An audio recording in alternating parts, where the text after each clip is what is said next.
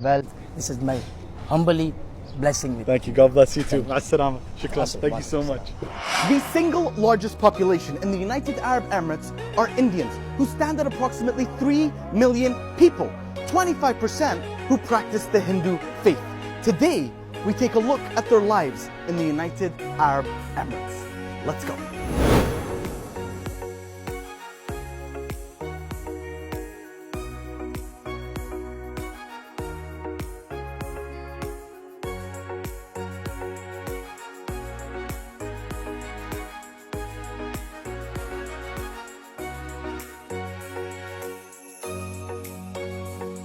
We are now at Dubai's Spice Souk, and to get to the Hindu temple, we need to take a boat ride, the Abra ride, which is about 5 minutes to the other side of the creek, to the Al Bastakiya, or what is now known as the Al Fahidi district. Let's show you that boat ride. I want you to look from this angle. You see that the Hindu temple is right in the middle of the mosques. It's kind of symbolic in a way that, like, you know, this is a Muslim country, all right, but you are also protected no matter who you are, where you're from, what you believe in. We're here to protect you, and I think that is pretty symbolic for me.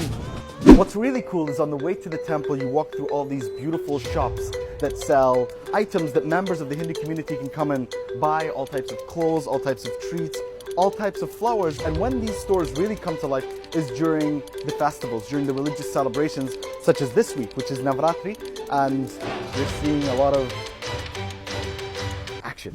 All right, so we've just arrived at the Hindu temple, and first things first, like when I go to a mosque, like when I visited the Gurudwara, shoes, socks off, and time to clean up.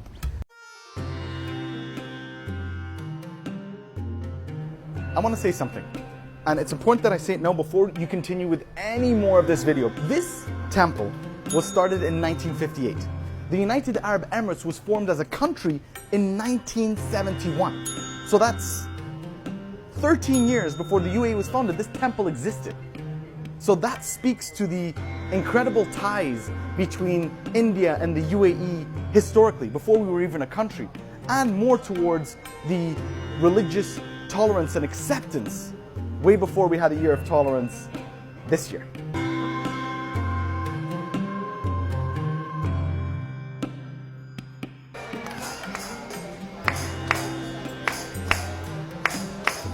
We are now in the Hindu temple where the worshippers are conducting the Aarti prayer, which is the final prayer of the day.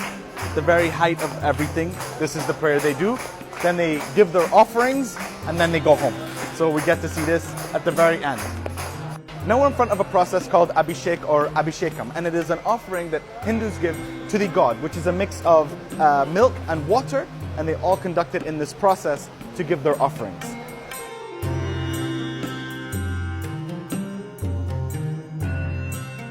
So one of the things that I've seen is when a child or an adult meets her or his mother, they touch the feet of the mother. Why do they do that? In order to show their respect that we thank you for bringing us on this planet. Not only the mother, the father as well. Father as well. Let's give him some credit as well. What the lady just said was really beautiful. I try and understand the similarities between us. And in our religion, Islam, Prophet Muhammad, peace be upon him, has said that heaven for us lies at the feet of our mother. So the most important things in all our religions all tie us together. Never forget that. Now we're going to take a look at some of the food that has been served here. Alaikum salam wa rahmatullah. Oh, we got food? Thank you. Thank you so much. Shukran. A couple of things that I was told by the management of the temple here is, number one, this is food that, you know, people can take home, share with their families. There's a lot more here. And the second thing that I think was very important is that anyone is welcome to eat here. For all the devotees who are visiting the temple. Okay. Everybody. We cook it here, there is a kitchen, we cook and we serve to everybody. Giving is highly encouraged amongst the people who come to the temple. So that can be in the form of food, that can be in the form of money, and that could be in the form of support for any initiatives that they're doing in the community. So I'm in a Hindu temple amongst the Hindu community, And when they acknowledge me, knowing that I'm here to do a video and learn about them, they say hello by saying, Assalamu alaikum. That's special. So we have just finished our trip to the Hindu temple. Now we are crossing back to the spice souk where we're going to meet with Uma and Deepak. I just want to ask them a few questions on what life is like for them as Hindus in the UAE.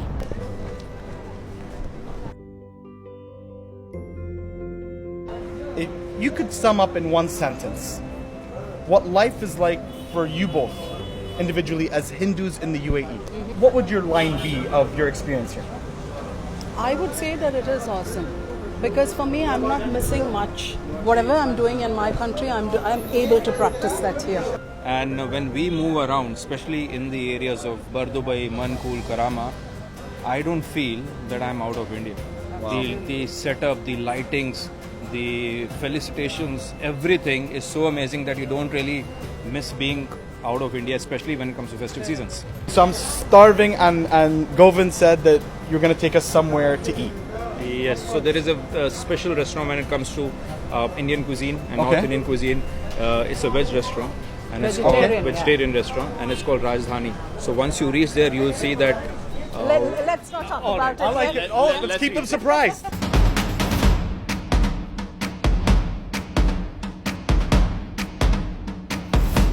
Why do many Hindus believe in a strictly vegetarian diet? Okay, so basically in Hinduism we feel and we believe that veg food is good for the mind and good for the soul as well. Healthy body, healthy mind, mind. healthy Yes. soul. I like it. So we're gonna get all these dishes filled up very soon. Potato? Oh, raw banana. Potato. Puri. Tomato dal. Sago rice. Okay. All these little teasers. Khichdi. I know that. Yeah. Buttermilk. Sweets. Oh. We'll start probably with puri. With a puri. Okay. Bismillah.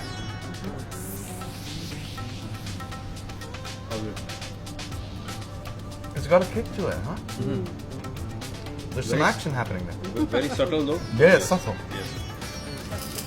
So this year is UAE's Year of Tolerance. What does that mean to you as the Hindu community?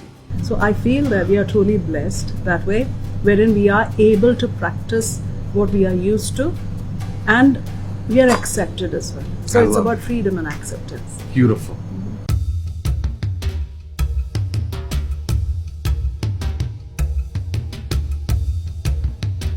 Okay. He did all the rituals for us. And you like Dubai? Dubai's good? Alaikum salam. How are you? Dubai. Thank you. Thank you.